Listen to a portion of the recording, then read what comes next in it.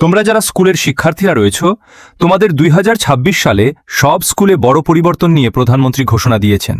শিক্ষার্থীরা দেখো, সব স্কুলে বড় পরিবর্তন হচ্ছে, এটা নিয়ে প্রধানমন্ত্রী জনাব তারেক রহমান তিনি জানিয়েছেন যে সব স্কুলে তিনি স্কুল ফিডিং কার্যক্রম চালু করবেন।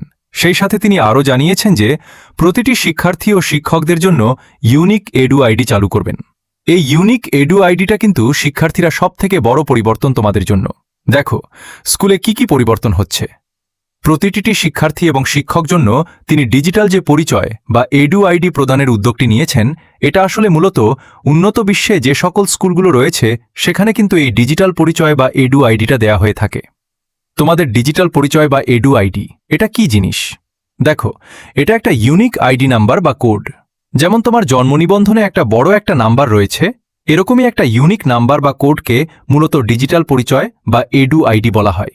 শিক্ষার্থীরা, এটার মাধ্যমে ওই নাম্বার যেটা তোমাকে দেবে, এই নাম্বার দিয়ে তুমি তোমার রেজাল্ট, তোমার স্কুল পরিবর্তন, তোমার ভিত্তি, উপবৃত্তি, স্কুল সম্পর্কিত যাবতীয় তথ্য ওই এক নাম্বার দিয়েই পেয়ে যাবে। শিক্ষার্থীরা, এটা অনেক বড় একটা বিষয়, কারণ এটা কিন্তু উন্নত বিশ্বের স্কুলগুলোতে এই নিয়মগুলো চালু করা হয়।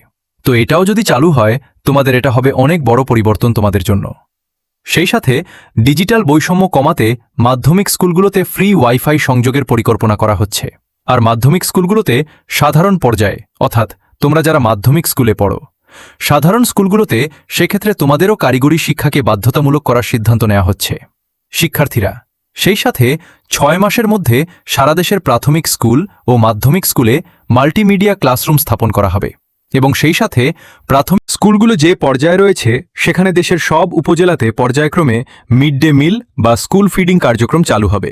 অর্থাৎ স্কুলে মিড ডে মিল বা স্কুল ফিডিং বা স্কুলে খাওয়া দাওয়ার যে কার্যক্রমটি, এটা চালু করবে। মূলত প্রাথমিক বিদ্যালয় শিক্ষার্থীদের পুষ্টি চাহিদা পূরণে আসলে এইটা চালু করতে যাচ্ছে। শিক্ষার্থীরা, এটা অনেক বড় সুবিধার কথা তোমাদের জন্য। তো এই বিষয়টা তোমরা বেশি বেশি তোমার বন্ধুদের মধ্যে শেয়ার করে দাও, যাতে অন্যরা বিষয়টি জানতে পারে।